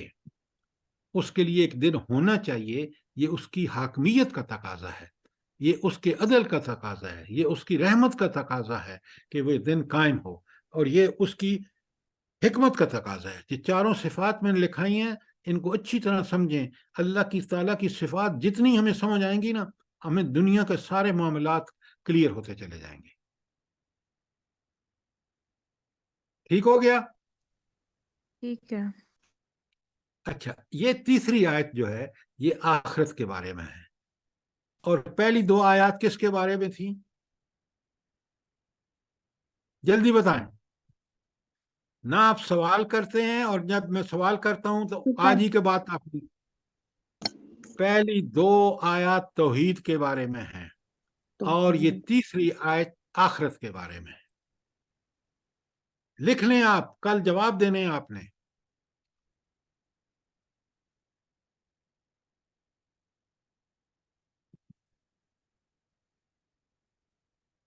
اچھا، اب سورہ مومن کی آیت ذرا دیکھیں اور غور سے دیکھیں. نہیں، پہلے سورہ یہ 83 جو ہے مطففین ہے. سورہ مطففین 83 نمبر پر ہے، اس کی آیت نمبر 6 ہے. اللہ تعالیٰ فرماتے ہیں یوم یقوم الناس، اس دن لوگ کھڑے ہوں گے کس کے لیے؟ لرب العالمین، وہ رب جو سارے جہانوں کا مالک ہے، اس کے سامنے کھڑے ہوں گے، اس کے سامنے کھڑے ہو کر حساب دیں گے. یہ ہے قرآن سے ثبوت کہ وہ دن آئے گا، اور اس دن مالک حاکم کون ہوگا؟ رب ہوگا. پھر سورہ مومن میں اللہ تعالیٰ لمن الملک اليوم، اس دن ایک آواز لگے گی، کون ہے جو آج کے دن کا مالک ہے؟ یعنی قیامت کے دن کا مالک کون ہے پوچھا جائے گا. آج کس کی بادشاہی ہے؟ للہ الواحد القہار، آج جو بادشاہی ہے اس اللہ کی ہے جو تنہا قہار ہے. قہار کا مطلب ہے کہ وہ ایسی ہستی ہے کہ بالجبر ہر چیز کو سیدھا کر سکتا ہے. طاقت اتنی ہے کہ وہ ہر ایک کو سیدھا کر سکتا ہے. دنیا میں آپ نے نہیں دیکھا، کل کی بات ہے، آپ سب کے سامنے ہوا ہے کہ مشرف نے مسجد میں اسلام آباد میں عزت مآب بچیوں پر فاسفورس ڈال کے ان کو جلوا دیا تاکہ ان کی ہڈیاں بھی نہ ملیں، اور ان کے والدین چیختے رہ گئے. اس اللہ واحد القہار نے ایسا پکڑا اس کو کہ اس کو ایسی بیماری لگی کہ دنیا میں اس کو دوا نہیں ملی، اور جس ملک میں وہ اکڑتا تھا اس ملک میں اس کی لاش آئی ہے. یہ ہے قہار کا معنی کہ اللہ کے پاس اتنی طاقت، اتنی قدرت ہے کہ وہ ظالموں کو سزا دینے کی بھی ہر حد کے مطابق اس پاس سزا ہے، اور جنتیوں کو انعام دینے کا بھی اس کے پاس پورا اختیار ہے. شاباش، سوال کریں، جلدی سے سوال کریں. دیکھیں یہاں سر وہ پرویز مشرف نے ایسا کیوں کیا تھا؟ جب طاقت ہوتی ہے نا، ایبسولوٹ پاور. آج ملک میں کیا ہو رہا ہے؟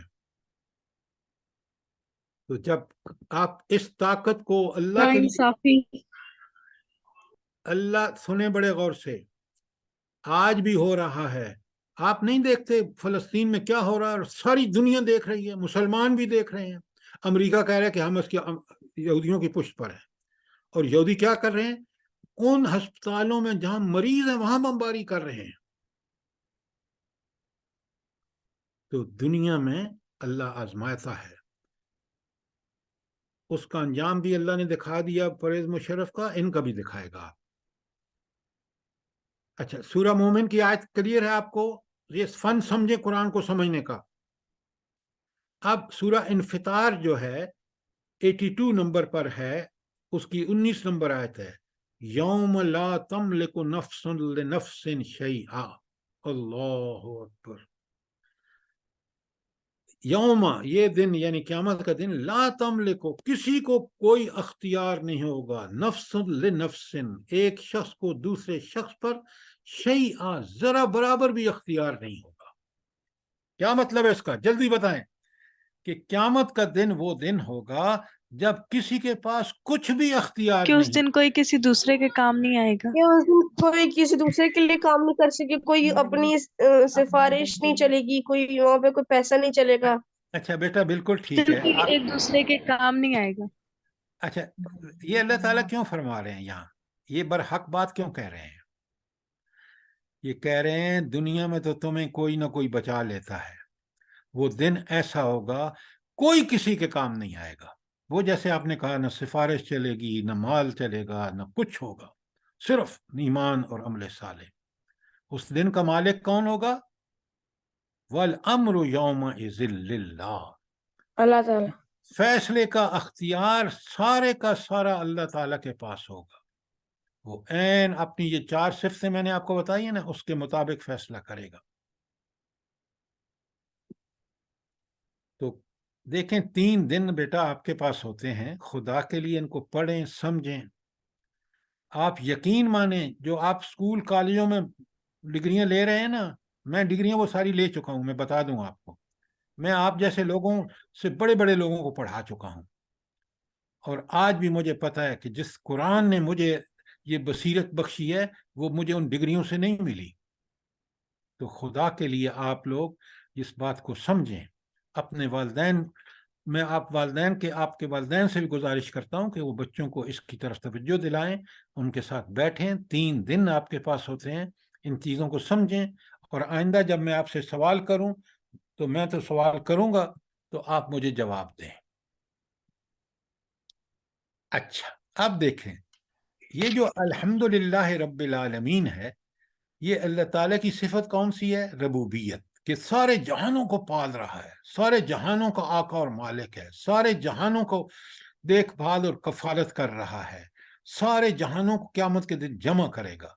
ये है उसकी अल्हम्दुलिल्लाह रब्बिल आलमीन सिफत रबूबियत। और सिफत रहमत, जिससे दुनिया का हर इंसान इस दुनिया में मुस्तफीज हो रहा है, काफिर भी, सारे के अल्लाह की रहमत से उनको रिज्क मिल रहा है, उनको माल मिल रहा है। लेकिन ये है इम्तिहान, ज़रा याद रखना। तो इसको अर्रहमान अर्रहीम जो है, वो सिफत रहमत है अल्लाह की। और सिफत मलूकियत क्या है? मालिक यौमिद्दीन, तो वो अल्लाह इस बदले के दिन का मालिक है। कोई सवाल यहां तक? शाबाश।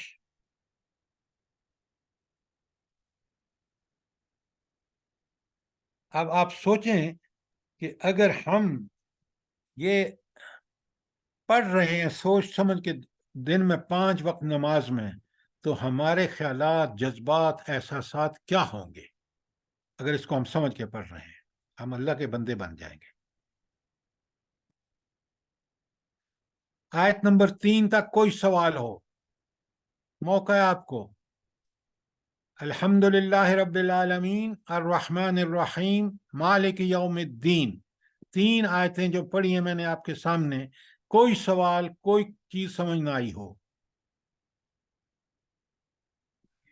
जी सर, सही समझ आ रही है। अच्छा, बच्चों कल पता लगेगा जब मैं सवाल करूंगा। तो अब आ जाइए चौथी आयत, इय्याका नअबुदु। ये अलफ यहाँ मेरे उस पर मिसिंग है, पहले अलफ है। इय्याका नअबुदु व इय्याका नस्तईन। इय्याका नअबुदु का मतलब है कि हम सिर्फ तेरी इबादत करते हैं। इय्याका तो होगा सिर्फ तेरी, यानी और किसी की नहीं करते इबादत, वरना शिरक हो जाएगा। तो इबादत भी तेरी करते हैं और सिर्फ तुझी से मदद मांगते हैं। किसी पीर, फकीर, अहले कब्र, बुत, किसी से नहीं मांगते। किसी के पास कोई ताकत ही नहीं है, क्यों मांगे उससे? जब सारी ताकतें, इल्म, समी, बसीर अल्लाह ताला है, तो फिर हम उससे मांगे। लिहाजा यहां आप देख रहे हैं कि 2 लफ्ज इस आयत में, जिस तरह पीछे मैंने एक एक लफ्ज बताया ना, एक है नाबुदो और एक है नस्तईन। اب میں وہ آپ کے سامنے کھولوں گا. کوئی سوال اس پہلے تو عبادت کیا چیز ہے اس کو سمجھے. آپ میں سے کوئی مجھے بتائے گا کہ عبادت کا کیا مفہوم ہے؟ عبادت پوجا اور پرستش کو کہتے ہیں، اطاعت اور فرما برداری کو کہا جاتا ہے، بندگی کرنا، اللہ تعالیٰ کی غلامی کرنا. یہ تو آپ قرآن سے معنی، پہلے مجھے لفظی معنی بتائیں. جی اچھا بچوں، اب ذرا بڑے غور سے سنیں جو میں بات کر رہا ہوں، بڑے غور سے. پہلے ہم عبادت، آپ جو بھی سبجیکٹ پڑھتے ہیں نا، میری بات سنیں. آپ جب فزکس یا کیمسٹری یا جنرل سائنس کے جو بھی سبجیکٹ پڑھ رہے ہیں، وہاں سپیڈ کا ایک اس کا اصطلاح بطور استعمال ہوتا ہے، ویلوسٹی، ایکسلریشن. وہ وہاں ان کے لفظی معنی نہیں آتے. عبادت کا لفظی معنی کیا ہے؟ انتہائی عاجزی اور ایسی کہ آدمی اللہ کے سامنے بالکل جھکا ہوا ہو. یہ ہے عبادت کا لغوی معنی. لغوی معنی کہ لغت میں اس کے معنی یہ ہیں. اب ہمیشہ یاد رکھیں، ہمیں بالکل ایک لغوی معنی وہ بھی پتہ ہونے چاہیے کہ لغت میں اس کا معنی کیا ہے، اور اس کے اصطلاحی معنی. جب یہ قرآن میں عبادت کا لفظ بطور استعمال ہوا ہے تو اس کے معنی کیا ہے، یہ بات اب آپ کو سمجھنی ہے. عجائب ذرا آگے چلو بیٹا.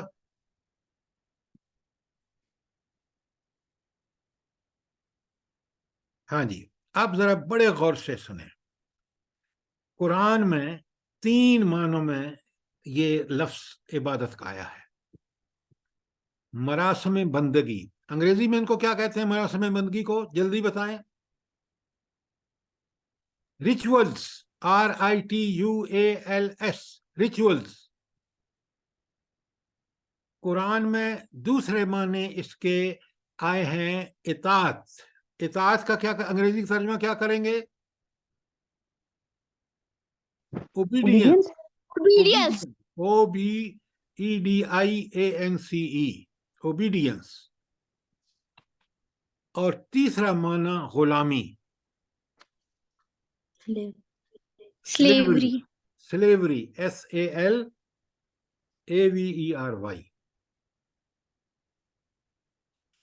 اچھا، اب بڑا میرے ساتھ رہیے، غور سے سمجھیے. یہ جو نیچے لکھا ہے کہ ظاہری اعمال جوارح کہتے ہیں باڈی پارٹس کو. تو ظاہری اعمال کیا ہیں؟ نماز ہے، نماز میں قیام، رکوع، سجدہ، دعا، یہ ظاہراً نظر آتا ہے جب بندہ کر رہا ہوتا ہے. حج ہے، اس میں طواف ہے، رمی ہے، قسم کھاتے ہیں ہم، قربانی دیتے ہیں. یہ سارے ظاہری اعمال ہیں. ٹھیک ہے؟ اچھا، اور باطنی کیا ہے؟ باطنی کا مطلب ہے دل میں اندر جو چھپے ہیں. اس میں ایک تو محبت ہے. سب سے زیادہ محبت کس سے ہونی چاہیے؟ اللہ تعالیٰ سے. اللہ تعالیٰ سے. اچھا، تو آپ کو سب سے زیادہ اللہ تعالیٰ سے محبت ہے یا اپنے والدین سے ہے یا دوستوں سے ہے؟ بتائیں مجھے، صحیح بتائیں.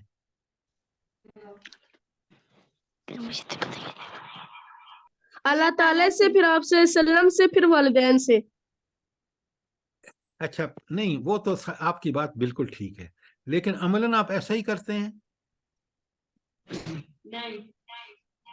ہاں، پھر یہ ہے بچوں سوال کہ ہم اگر اللہ سے محبت ہے، جب اللہ کا فیصلہ حکم آئے ہم سب سے پہلے اس کی بندگی.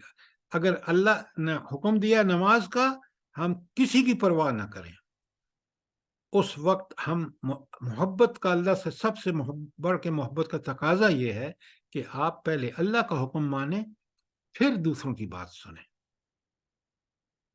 اللہ نے والدین کی خدمت کرنے کو کہا ہے، آپ ضرور بے ضرور کریں.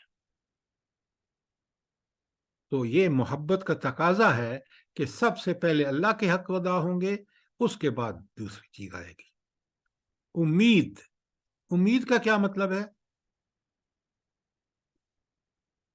یہ جو نیچے شیفتگی لکھا ہے نا، اس کا معنی بھی محبت ہی ہے. اور امید کے نیچے رجا لکھا ہے، اس کا معنی بھی امید ہے. تو امید کا مطلب کیا ہے بلا؟ صرف اللہ سے ہی ہیلپ مانگنا. نہیں، ہیلپ نہیں، امید ایک اور چیز ہے بچوں. امید یعنی ہوپ اللہ سے. اللہ تعالیٰ پہ توقع ہوپ کرنا. آپ دیکھیں نا، مجھے صحت چاہیے تو میں اس صحت کے لیے ایک امید کروں گا، مجھے ہوپ ہوگی. وہ ہوپ کس سے ہونی چاہیے؟ اللہ سے. اللہ تعالیٰ پر توقع رکھنا ہو، اللہ تعالیٰ پر ہونا. اچھا اب دیکھیں نا، میری بات سنیں. ہم کیا کہتے ہیں؟ ہم جاتے ہیں ڈاکٹر کے پاس، بیمار ہوتے ہیں، دوائی سے شفا ہوتی ہے. ہم یہ نہیں سمجھتے کہ دوائی تو ہم نے لی ہے، اللہ کا حکم تھا، لیکن یہ جو شفا ہمیں بیماری چھوڑ گئی ہے، یہ صرف اور صرف اللہ کے حکم کی وجہ سے ہے. ورنہ دیکھیں نا، انہی دوائیوں کے باوجود لوگ مر جاتے ہیں. تو مومن کو امید کس سے رکھنی چاہیے؟ اللہ تعالیٰ سے. بات سمجھیں؟ جی. امیدیں صرف کس سے ہونی چاہیے؟ محبت بھی سب کو بڑھ کر اللہ اللہ تعالیٰ سے، سے. امیدیں بھی اللہ سے، خوف اور ڈر. بڑے غور اللہ سے تعالیٰ سے.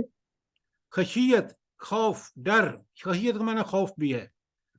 اچھا بتائیں، یہ ڈر کس کا ہونا چاہیے؟ اللہ تعالیٰ کا. اللہ تعالیٰ کا. اچھا اللہ تعالیٰ کا. ابھی ٹھہریں. یہ اللہ بات کا ڈر ہو تو ہم برے کاموں سے بچے رہتے ہیں. Very good. یہ ہے خوف کا مطلب، کہ خوف کا مطلب یہ نہیں ہے کہ اللہ تعالیٰ کوئی ڈرنے کی چیز ہے. اللہ تو ہم سے 70 ماؤں سے زیادہ محبت کرتا ہے. اللہ نے ہمیں سب کچھ دیا ہے. وہ ہم اگر اللہ کو ناراض نہ کریں، اس بات کا خوف کہ اللہ ہم سے ناراض نہ ہو جائے، یہ ہے خوف اور خشیت. کہ دل میں یہ بات کہ ہم نے نہ ماضی میں، نہ حال میں، نہ مستقبل میں پکا ہمارا جذبہ ہو، ارادہ اور عزم ہو کہ ہم نے اللہ کو ناراض نہیں کرنا. یہ ہے اللہ کا خوف. اب بات سمجھ آ رہی ہے؟ جی.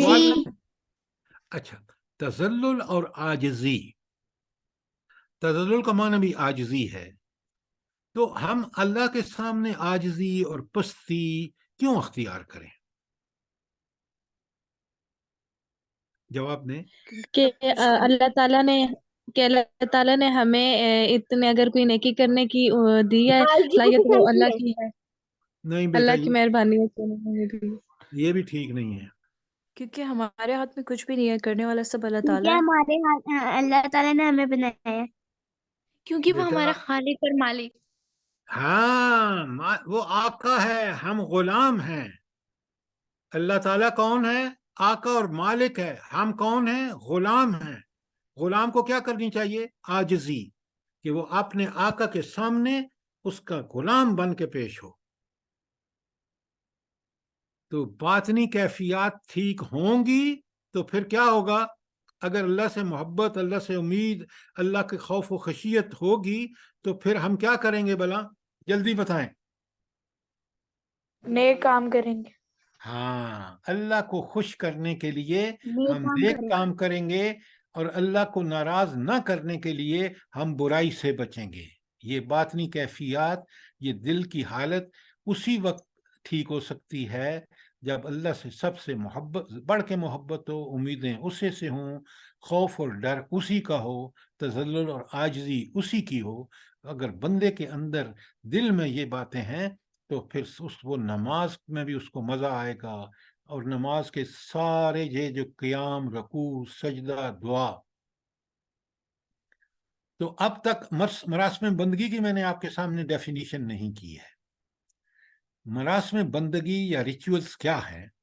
یہ جو نماز کے اندر قیام ہے نا، پھر ہم رکوع میں چلے جاتے ہیں، پھر ہم سجدے میں چلے جاتے ہیں، آخر میں ہم دعا مانگتے ہیں. تو یہ سارے جو ہیں یہ ریچولز ہیں، اور یہ صرف اللہ تعالیٰ کے لیے. مثلا قیام میں آپ اللہ اکبر کہہ کے ہاتھ مان دیتے ہیں نا، یہی کرتے ہیں. جی. جب یہ کرتے ہیں تو آپ جب وہ نیت کر کے ہاتھ باندھیں تو کیا کلمہ کہتے ہیں؟ سبحانک اللہم. سبحان اللہ، سبحانک اللہم، اللہ اللہ اکبر. اکبر. کہہ کے ہاتھ باندھتے ہیں نا. تو یہاں اللہ جی اکبر کا کیا مطلب ہے؟ دیکھیں نا، ہم اللہ نماز اللہ سب سے بڑا ہے اللہ سب سے بڑا ہے. اب بیٹا یہ معنی آپ نے ٹھیک کیے ہیں. کیا ہم اپنی زندگی میں اللہ تعالیٰ کو سب سے بڑا مانتے ہیں کہ اس کے احکام کو؟ اللہ اکبر، اکبر جو ہے وہ سپرلیٹو ڈگری ہے، سب سے بڑا، اس جیسا کوئی نہیں ہے. تو جب میں نماز میں سوچ سمجھ کے یہ پڑھوں گا تو پھر میں پوری زندگی میں اللہ کو سب سے بڑا مانوں گا. سب سے بڑا ماننے کا مطلب یہ ہے کہ میں نیکیاں کروں گا، برائیوں سے بچوں گا، کیونکہ اس اکبر کا حکم ہے. اچھا، یہ تو آپ نے قیام میں، پھر آپ نے سورہ فاتحہ پڑھی جس کی ہم تشریح کر رہے ہیں. اگر میں نے سمجھ کے پڑھی ہے تو مجھے بتائیں، پہلی 2 آیات میں نے توحید کا اقرار کیا ہے، اور تیسری آیت میں نے آخرت، کہ میں نے دنیا میں رہنا اس طرح ہے کہ آخرت میں کامیاب ہوں. اور اب عبادت کا لفظ آیا ہے، اور عبادت کے 3 معنی آپ کے سامنے ہیں. اور مراسم بندگی، نماز میں قیام، رکوع، سجدہ، یہ مراسم بندگی ہیں، یہ ریچولز ہیں نماز کے. اسی طرح حج کے ریچولز کیا ہیں؟ طواف ہے، رمی ہے، قربانی ہے.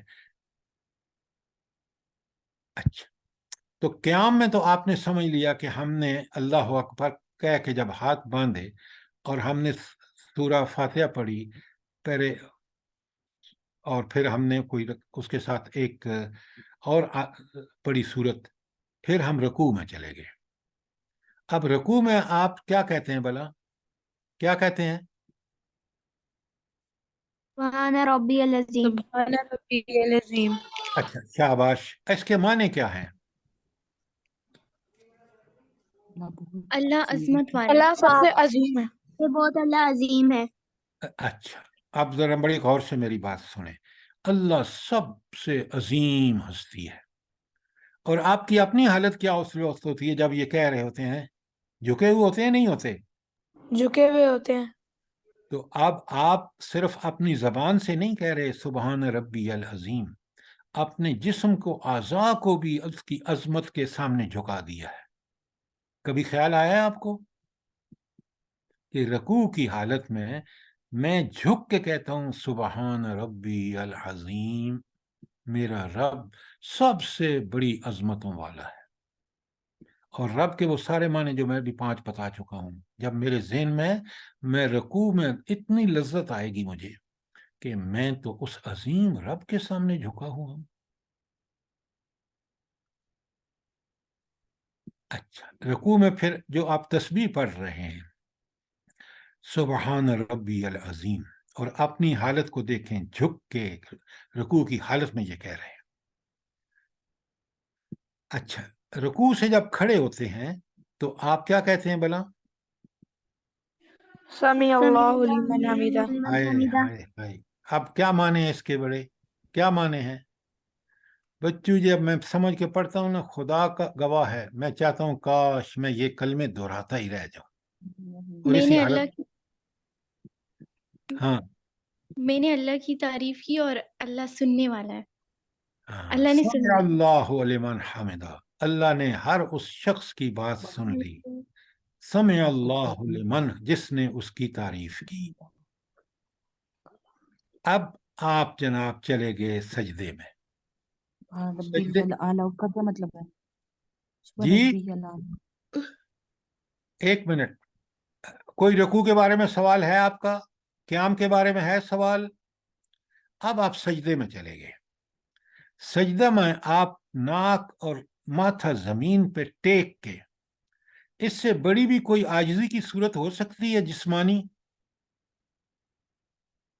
ہو سکتی ہے؟ نہیں. اس وقت زبان سے کیا کہہ رہے ہیں آپ؟ سبحان ربی سبحان العلی. ربی العظیم وہ آپ نے اس میں کہا ہے رکوع میں بیٹا، سبحان ربی العالی، سبحان ربی العالی. ہوئے ہوئے. کیا معنی ہے اس کے؟ آپ اس کے معنی اللہ سب میرا رب بلند ہے، ہر چیز سے سبحان ربی العالی، وہ اعلیٰ اور عرفہ وہی ہے. اور آپ کس حالت میں ہیں؟ ماتھا اور ناک زمین پر، عاجزی کی انتہائی کیفیت. تو آپ نے دیکھا، اس لیے ان کو ریچولز کہتے ہیں کہ یہ وہ افعال ہیں، یہ وہ کام ہے جو ہم انتہائی محبت اور اس کے تحت یہ کرتے ہیں. طواف میں آپ جا کے خانہ کعبہ کا، آپ میں سے جو گئے ہیں عمرے یا حج پر، تو آپ وہاں جو چکر لگاتے ہیں اس گھر کے گرد، وہ ایک والہانہ، وہ اللہ کی محبت کا اظہار ہے. رمی آپ شیطان کو پتھر باندھ رہے ہوتے ہیں اور دعائیں مانگ رہے ہوتے ہیں، اسی اللہ کے لیے قربانی کر رہے ہوتے ہیں. یہ ساری چیزیں جو ہیں یہ ہیں مراسم بندگی. اب سمجھ آئی بات نہیں آپ کو؟ رکوع، سجود، نماز میں مراسم بندگی ہے، اور حج میں طواف، رمی، وہ جو صحیح ہم کرتے ہیں وغیرہ وغیرہ، وہ سارے حج کے وہ ہیں مراسم بندگی. اب آپ کو مراسم بندگی کی بات سمجھ آئی کہ نہیں آئی؟ جی اچھا، پھر میرا سوال یہ ہے کہ یہ مراسم بندگی کب ٹھیک ٹھیک ہم ادا کریں گے؟ جب ہم اچھی طرح سمجھیں گے تبھی. جب آپ کی بیٹا دیکھیں نا، یہی آپ زیادتی کر رہے ہیں. باطنی کیفیت کہ اللہ کی محبت سب سے زیادہ دل میں، امیدیں اسی سے، اس کی ناراضی کا خوف ہوگا اور آپ کے اندر عاجزی ہوگی، تو پھر یہ سارے کام آپ جو ہیں ان باطنی کیفیات یہ ہوں گی، تو پھر عملاً آپ یہ سب کام کریں گے. چارٹ بنا کے میں نے آپ کو سمجھا دیا، اور میں نے کل آپ سے سوال کرنا ہے. مراسم بندگی پہ کوئی سوال؟ جلدی بتائیں. اس کے بعد آتا ہے اطاعت. اطاعت کا مطلب ہے اوبیڈینس. اوبیڈینس بھی ہر معاملے میں، کسی ایک کام میں نہیں. کھانے پینے، شادی بیاہ، نکاح، طلاق، نماز، روزہ، حج، زکوٰۃ، بالکل اسی طرح کرنا جس طرح نبی کریم صلی اللہ علیہ وسلم نے کیا ہے. زندگی کے ہر معاملے میں اطاعت، اوبیڈینس.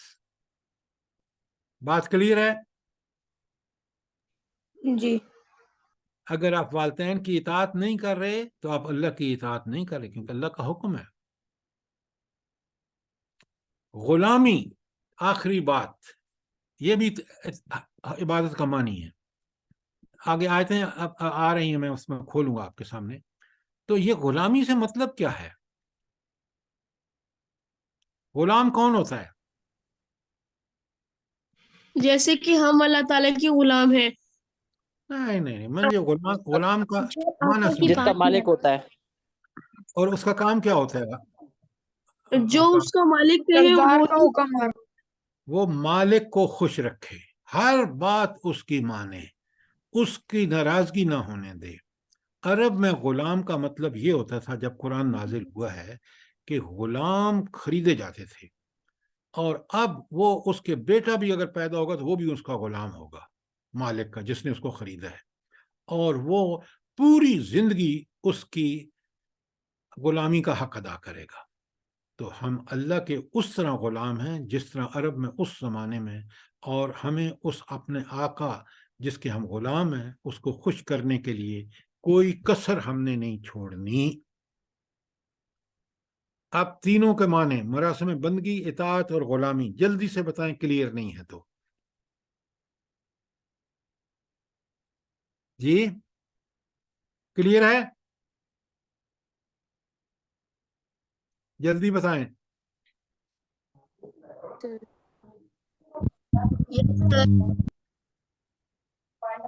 جی سر.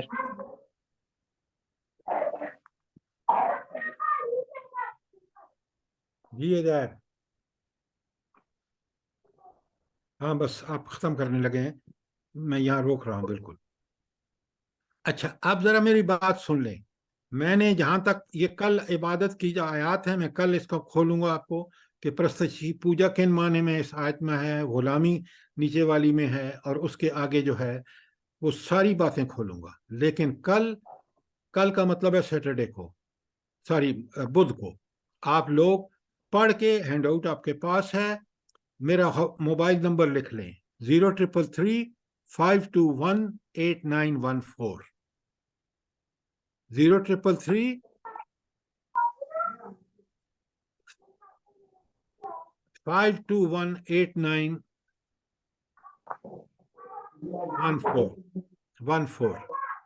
آپ کو اجازت ہے مجھے کال کر کے پورا کلیئر کریں. اگر آپ نے میرے پاس پڑھنا ہے تو آپ سمجھ کے آگے چلیں گے تو میں آپ کو بڑا خوش ہو کے پڑھاؤں گا. ایک دفعہ دوبارہ نمبر بول لیں سر. ہاں 0333-521-8914 ٹھیک ہو گیا.